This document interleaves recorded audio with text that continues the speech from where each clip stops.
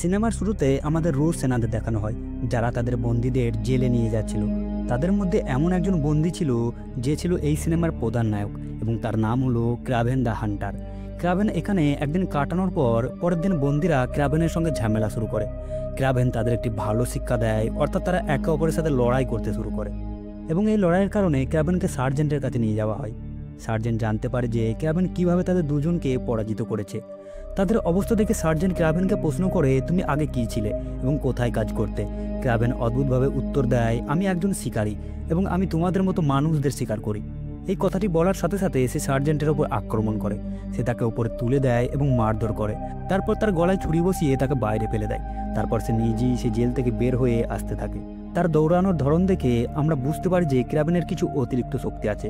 যেভাবে সে বড় বড় লাফ দেয় তা কোনো সাধারণ মানুষের কাজ নয়।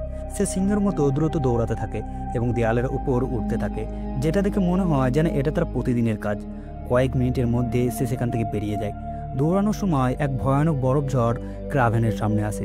এই ঝড়ের সাথে লড়াই করার সময় তার সামনে একটি নেকড়ে চলে আসে যা তাকে শিকার করার চেষ্টা করে, কিন্তু ক্রাভেন তার চোখে চোখ রেখে তাকাতে থাকে। তাকে এইভাবে দেখে নেকড়েটি ভয় পায় এবং ক্রাভেনের ওপর আক্রমণ করতে পারে না। পরে দৌড়াতে দৌড়াতে ক্রাভেন তার বিমান জেটের কাছে পৌঁছে যায়। বিমানটিতে উঠেই সে কাউকে জানায় যে আমি কাজটি শেষ করেছি এবং সার্জেন্টকেও হত্যা করেছি। এর ফলে আমরা বুঝতে পারি যে সে কোনো বন্দী ছিল না, বরং সে এখানে বন্দী সেজে নিজের মিশন কমপ্লিট করতে এসেছিল। এখন সিন শিফট হয়ে অতীতে চলে যায় এবং আমরা ক্রাভেন এবং তার ভাইয়ের অতীত জীবন দেখি। সেখানে দেখানো হয় যে তাদের বাবা তাদের কলেজ থেকে নিতে আসছিল। এটা দেখে তারা দুজনেই অবাক হয়ে যায় এবং কিছুক্ষণ পর জানতে পারে যে তাদের মা সুসাইড করেছেন। এটি শুনে তারা দুজনেই অবাক হয়ে যায়। তারা ভেবেছিল যে তারা তাদের মায়ের শেষ কাজের জন্য যাচ্ছে, কিন্তু তাদের বাবা এত খারাপ ছিলেন যে তিনি তাদের শিকার করতে নিয়ে যান। যখন ক্রাভেন এবং তার ভাই তার কাছে প্রশ্ন করে, তার বাবা বলেছিলেন শেষ কাজ সেসব লোকের জন্য যারা মারা যায়, আর তোমাদের মা তার জীবন শেষ করেছে। তিনি এই কথা এত সহজেই বলতে পারতেন কারণ তিনি একজন গ্যাংস্টার এবং ড্রাগস বিক্রেতা ছিলেন। তিনি চান তার সন্তানরাও তার মতো সাহসী হোক। তিনি তাদের শিকারের শিক্ষা দিতে নিয়ে গিয়েছিলেন যাতে তারা সেরা শিকারী হয়ে ওঠে। ক্রাভেনের বাবা পশু হত্যা করত এবং তাদের চামড়া পাচার করত, কিন্তু ক্রাভেন এবং তার ভাই এই কাজ পছন্দ করত না। যাই হোক, তাদের বাবা তাদেরকে শিকার করতে এগিয়ে নিয়ে যায়। যে সিংহটি তারা শিকার করতে এসেছিল তা তাদের সামনে চলে আসে। ক্রাভেন তাতে কোনো ভয় পায়নি। ক্রাভেন তার বন্দুকটি সিংহের দিকে তাক করে এবং তার চোখে চোখ রেখে তাকাতে থাকে। ক্রাভেনকে এভাবে দেখে সিংহটিও ভয় পায়। যদি ক্রাভেন চাইতো তবে সে সিংহটিকে সহজেই শিকার করতে পারত, কিন্তু সে তা করেনি। সে সিংহটিকে হত্যা করতে চায়নি। এদিকে ক্রাভেনের বাবা নিকোলাই সিংহটিকে গুলি করে। এতে সিংহটি রেগে যায় এবং প্রতিশোধ নিতে সে ক্রাভেনের ওপর আক্রমণ করে। সে ক্রাভেনকে ধরে নিয়ে যেতে শুরু করে। নিজের ছেলেকে বাঁচানোর জন্য নিকোলাই পিছন থেকে সিংহটির দিকে গুলি চালায়, কিন্তু সিংহটি সহজে হার মানেনি এবং সে ক্রাভেনকে টেনে নিয়ে যায়। এরপর সিংহটি ক্রাভেনের শরীরকে কোথাও ফেলে দেয়। একজন মেয়ে যে জঙ্গলে হাঁটতে এসেছিল এই পুরো ঘটনাটি দেখছিল এবং ক্রাভেনকে আহত অবস্থায় দেখে সে ক্রাভেনের মুখে কয়েক ফোঁটা বিশেষ এক ধরনের সিরাম ঢেলে দেয়। এরপর দেখা যায় এটি ক্রাভেনকে অনেক শক্তি দিয়েছে এবং সে ধীরে ধীরে সুস্থ হতে শুরু করে। কিছুক্ষণের মধ্যেই উদ্ধার করে দল সেখানে পৌঁছে যায়। যখন মেয়েটি ক্রাভেনের সঙ্গে বেরিয়ে যাচ্ছিল তখন সে ক্রাভেনের হাতে একটি ছোট কার্ড রেখে দেয়।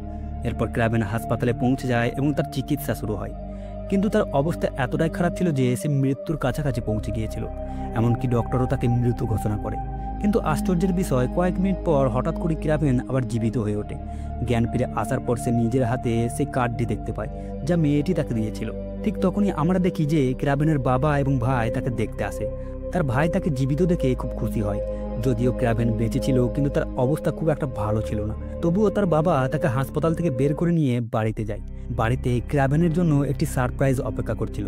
সেটি ছিল সেই সিংহের মুখ যে ক্রাভেনের ওপর আক্রমণ করেছিল। ক্রাভেন সেই সিংহকে হত্যা করতে চায়নি, কিন্তু তার বাবা প্রতিশোধ নিতে সিংহটিকে মেরে ফেলেছিল।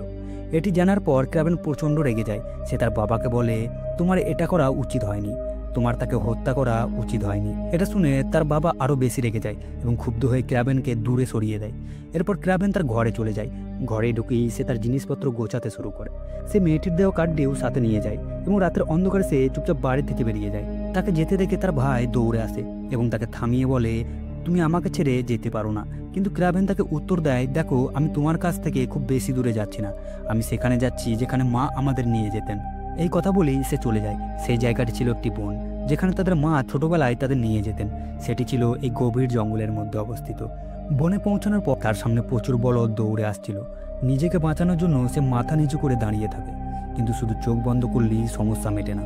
আশ্চর্যের বিষয়, তার চোখ বন্ধ থাকতেই সমস্যা নিজে থেকেই সমাধান হয়ে যায়। কোনো বলদ তাকে আঘাত করেনি। চোখ খুলে দেখলো তার সামনে একটি বলদ দাঁড়িয়ে আছে, যেন তাকে রক্ষা করছে। সে অবাক হয়ে বলদটির চোখের দিকে তাকিয়ে থাকে। কিছুক্ষণ পর বলদটি এক পাশে সরে যায় এবং চলে যায়। এরপর ক্রাভেন এগিয়ে যায় এবং সেই ক্যাম্পে পৌঁছায়, যেখানে তার মা তাকে ছোটবেলায় নিয়ে আসতেন। এই জায়গাটি খুব সুন্দর ছিল। এখন সে এখানে বসবাস শুরু করে। জঙ্গলের প্রাণীদের সঙ্গে সে একটি নতুন জীবন গড়ে তোলে। সে জঙ্গলকে তার নিজের বাড়ি মনে করতে শুরু করে এবং প্রাণীদের তার সঙ্গী হিসাবে গ্রহণ করে। একদিন সে দেখলো একটি হরিণ দ্রুত দৌড়াচ্ছে। সে হরিণটির পেছনে ছুটতে শুরু করলো, ঠিক যেন সে নিজেও একটি হরিণ। তখনই সে বুঝতে পারে তার শরীরে এক অদ্ভুত শক্তি এসেছে, যার কারণে সে হরিণের মতোই দ্রুত দৌড়াতে পারে। তার শক্তি সিংহের মতোই প্রবল, আর বানরের মতো সে লাফিয়ে লাফিয়ে উঁচু গাছে উঠতে পারে। এসব করতে করতে সে প্রচণ্ড আনন্দ পেতে শুরু করছিল। একদিন সে দেখতে পেল যে দুইজন শিকারী জঙ্গলে এসেছে।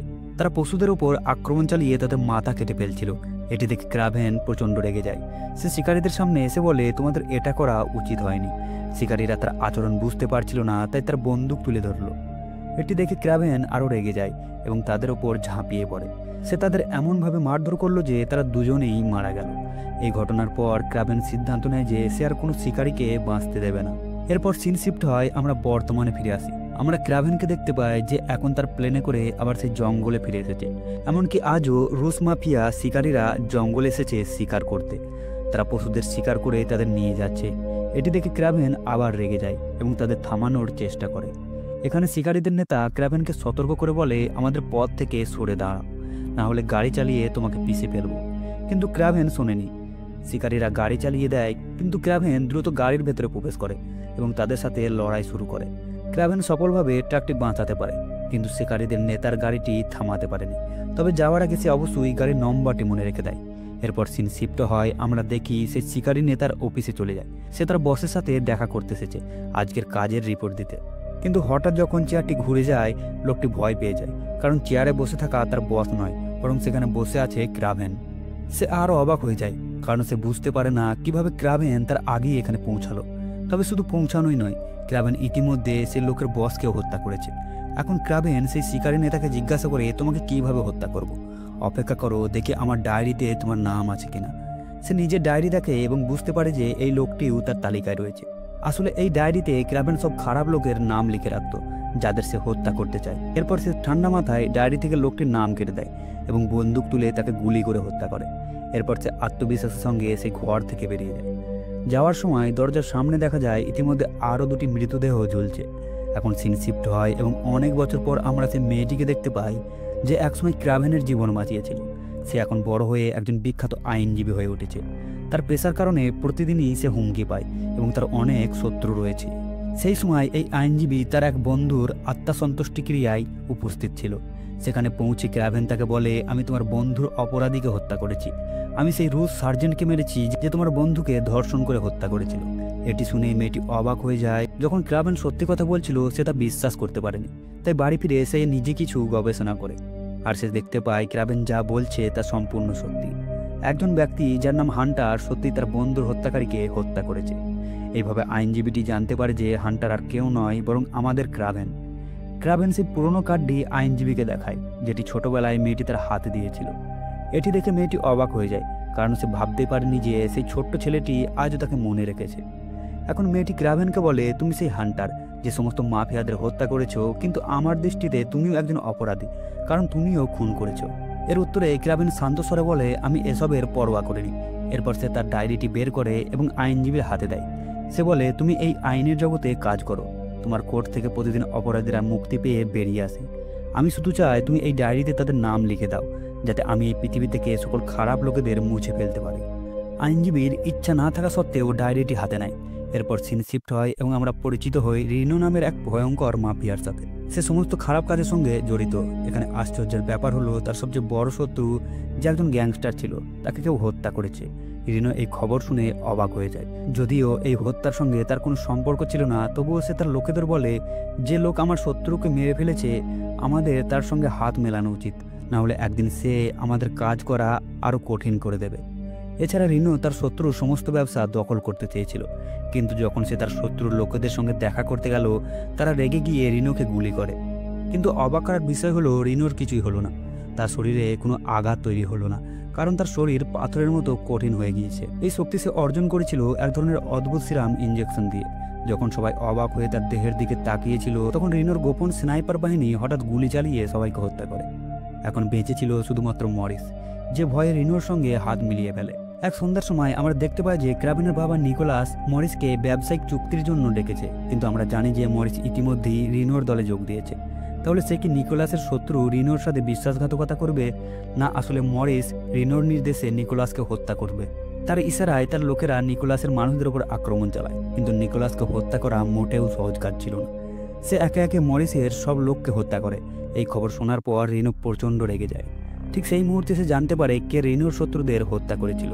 সে কিছুই বলেনি, কিন্তু তার চোখের ভাষা স্পষ্ট বুঝিয়ে দেয় যে সে তার মাথায় বড় কোনো পরিকল্পনা আটছে। এদিকে আমরা ক্রাভেনকে দেখি সে দেয়াল বয়ে উঠে জানালাগুলোর মধ্যে লুকিয়ে তার ভাইয়ের কাছে পৌঁছে যায়, কারণ আজ তার ভাইয়ের জন্মদিন। তারা জন্মদিনের পার্টি তাদের বাবার বারে উদযাপন করছিল। পার্টির মাঝেই তাদের বাবা নিকোলাস সেখানে আসে। সে ক্রাভেনকে বলে, আমরা তো পরিবার, তুমি কেন আমাদের থেকে এত দূরে চলে গেলে? আমাদের সঙ্গেই থেকে যাও। কিন্তু এই কথাগুলো ক্রাভেনের ওপর কোনো প্রভাব ফেলে না। যাই হোক, তারা পার্টিতে মজা করতে থাকে। এরপর ক্রাভেন তার মাতাল ভাইকে বাড়ি পৌঁছে দিতে যায়।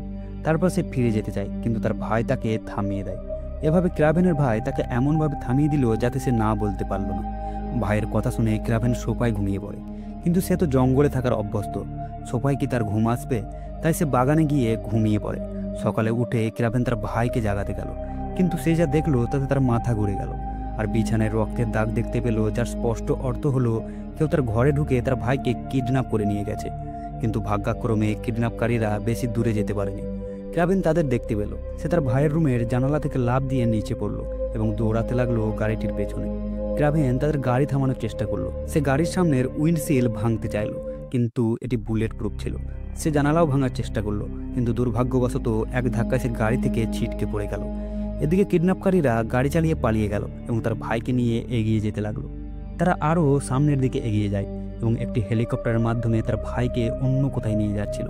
ক্রাভেন একটি জাহাজ থেকে দড়ির মই বেয়ে হেলিকপ্টারে ওঠার চেষ্টা করলো, কিন্তু হেলিকপ্টারের গতিবেগ এত বেশি ছিল যে তার পরিকল্পনা ব্যর্থ হলো এবং সে পানিতে পড়ে গেল। অস্থির হয়ে ক্রাভেন আইনজীবীর কাছে ছুটে গেল এবং পুরো ঘটনাটি বলল।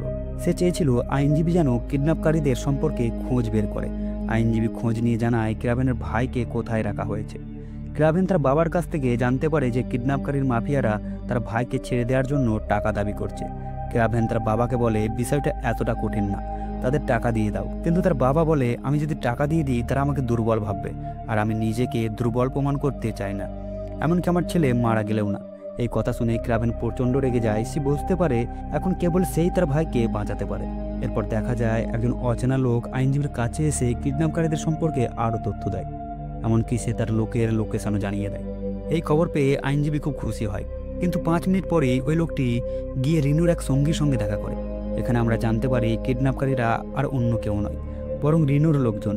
রিনু ক্রাভেনকে ফাঁদে ফেলতে চায়, তাই সে ইচ্ছা করেই তার সমস্ত তথ্য ক্রাভেনের কাছে পাঠাচ্ছে। রিনুর পরিকল্পনা অনুযায়ী আইনজীবী ক্রাভেনকে কিডন্যাপকারীদের অবস্থান জানিয়ে দেয়। ক্রাভেন তার ভাইকে বাঁচাতে সেই জায়গায় পৌঁছায়। সেখানে পৌঁছেই সে গার্ডদের সাথে মারামারি শুরু করে। গার্ডদের কাছে বন্দুক ছিল, কিন্তু তাও ক্রাভেন একসঙ্গে দুজনের সাথে লড়াই করতে পারছিল। সে 2 গার্ডকে মেরে তাদের বন্দুক নিয়ে নেয়। এরপর সে বাকি লোকদের গুলি করে হত্যা করে এবং সেই ঘরে ঢুকে পড়ে যেখানে তার ভাইকে রাখা হয়েছিল। কিন্তু ভাইকে মুক্ত করার আগেই সে তাদের লিডারের সাথে মারামারি শুরু করে। মারামারির সময় যখন সে জানালার কাছে পৌঁছায়, তখন সে বুঝতে পারে যেটি একটি ফাঁদ, কারণ জানালাটি হঠাৎ ভেঙে পড়ে এবং তারা নিচে পড়ে যায়। ঠিক তখনই ওই জায়গায় বড় বড় পাথর ফেলা হয়। রিনু ভাবে যে ক্রাভেন তার শত্রু মারা গেছে। এই খবর শুনে রিনু খুশিতে জোরে জোরে হাসতে থাকে। সে ক্রাভেনের ভাইকে ছেড়ে দেয় এবং এবার তার ভাইকে ক্রাভেন সম্পর্কে পুরো সত্য বলে দেয়। ক্রাভেন সত্যি সেই হান্টার যে সমস্ত মাফিয়া ও খারাপ মানুষদের হত্যা করেছে। এরপর দেখা যায় 2জন লোক এসেছিল দেখার জন্য যে ক্রাভেন সত্যি মৃত নাকি এখনো বেঁচে আছে। কিন্তু আশ্চর্যজনকভাবে ক্রাভেন তখনও বেঁচে ছিল। তার বিশেষ ক্ষমতায় তাকে বাঁচিয়ে রেখেছিল। সে ওই 2 ব্যক্তির সাথে লড়াই করে এবং তাদের হত্যা করে। এরপর তাদের বন্দুক দিয়ে সেখান থেকে বেরিয়ে যায়। চলতে চলতে সে আইনজীবীকে ফোন করে জানায় যে একটি ফাঁদ ছিল এবং এখন মাফিয়ারাও তার পেছনে লেগেছে। সে বলে, তুমি যত দ্রুত সম্ভব সেখান থেকে বেরিয়ে যাও, মাফিয়ারা তোমার অফিসে আসার আগেই তুমি এখানে চলে এসো। আইনজীবী তাড়াতাড়ি তার অফিস ছেড়ে পালিয়ে যায় এবং একটি বিমান ব্যবহার করে ক্রাভেন যেখানে বলেছিল সেই এলাকায় পৌঁছে যায়। ক্রাভেন এই সময় তাকে নিজের জঙ্গলে রেখেছিল, কারণ এখানেই সে সবচেয়ে নিরাপদ ছিল। তারা যখন ক্রাভেনের শিবিরের দিকে যাচ্ছিল তখন হঠাৎ করেই ঝোপের ভেতরে একটি চিতা বেরিয়ে আসে এবং ক্রাভেনের ওপর আক্রমণ করে। কিন্তু ক্রাভেন এমন জীবজন্তুর সাথে লড়াইয়ে অভ্যস্ত ছিল। সে একটি চিতার মতোই চিতার সাথে লড়াই করতে থাকে। তার সাহস ও শক্তি দেখে চিতাটি ভয় পেয়ে সেখান থেকে পালিয়ে যায়। এই দৃশ্য দেখে আইনজীবী খুবই অবাক হয়। সে বুঝতে পারে ক্রাভেন কতটা শক্তিশালী। এরপর সিন শিফট হয়, আমরা রিনোর অফিসে দেখতে পাই। সেখানে রিনো জানতে পারে যে ক্রাভেন এখনও বেঁচে আছে এবং তাদের হাত থেকে পালিয়ে গেছে। মাফিয়ারা তাকে খুঁজে বের করতে অনেক গুপ্তচর লাগিয়ে দেয়। একসময় একজনের গুপ্তচর এসে রিনোকে একটি ফুল দেয়। এটি ছিল একটি বনের ফুল যা পাওয়া গিয়েছিল সেই জায়গা থেকে যেখানে তারা ভেবেছিল ক্রাভেনকে পাতা চাপা দিয়ে মেরে ফেলেছে। গুপ্তচর বলে, এই ফুল থেকে বোঝা যায় ক্রাভেন জঙ্গলে বাস করে। আমি খুব ভালোভাবে জানি এই বিশেষ ফুল কোথায় পাওয়া যায়। এর মানে এখন মাফিয়ারা ক্রাভেনের আসল অবস্থান জেনে গেছে। জঙ্গলে ক্রাভেন আইনজীবীকে জিজ্ঞাসা করে, তোমার কাছে কি এখন সেই ওষুধ আছে যা তুমি আমাকে ছোটবেলায় দিয়েছিলে? তুমি কি জানো এটা কোথায় পাওয়া যাবে? ওটা অনেক শক্তিশালী ছিল আর এখন আমার ওটা দরকার। আইনজীবী উত্তর দেয়, না, আমি সেই ওষুধের কিছুই জানি না। আমার দাদি এটি তৈরি করেছিলেন, উনি বিভিন্ন গাছ সম্পর্কে অনেক কিছু জানতেন। ক্রাভেন তখন বলে, তাহলে কি তোমার দাদি আবার এই সিরাম বানাতে পারবে? আইনজীবী বলেন, না, কারণ আমার দাদি এখন মৃত এবং এই ওষুধ সম্পর্কে আর কেউ কিচ্ছু জানে না। এদিকে রিনো এবং তার সমস্ত লোকজন জঙ্গলের দিকে এগিয়ে আসছিল। তার গুপ্তচরের কাছে ছিল এক বিশেষ ধরনের ইঞ্জেকশন যার মাধ্যমে সে ক্রাভেনকে মারতে চেয়েছিল।